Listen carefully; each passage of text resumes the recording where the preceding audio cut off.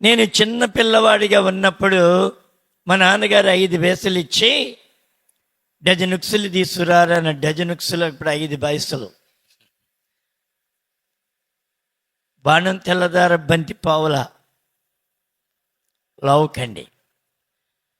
చూడండి, 5 పైసలు ఇచ్చి డజన్ ఉక్సులు తీసుకురమ్మంటే నేను వెళుతూ ఉండగా అక్కడ పులి మేక గుర్రము ఆట ఆడుతున్నారు. పులి మేక దాని మీద కాస్తే, గుర్రం మీద కాస్తే ఒకవేళ గుర్రం పడింది అనుకో, త్రిబులు వస్తాయి అన్నమాట. నువ్వు 5 పైసలు కాస్తే నీ 5 పైసలతో పాటు 3 5 పైసలు వస్తాయి. కాబట్టి అక్కడ నిలబడి అయితే ఇందులో ఈ 5 పైసలు అని చెప్పి 5 పైసలు ఏనుగు మీద పెట్టాను. గుర్రం వచ్చింది, ఏనుగు మీద పోయినాయి.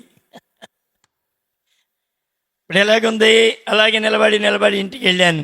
ఎరా అయ్యి ఉక్సులయ్యి ఏమైపోయింది? మర్చిపోయాను.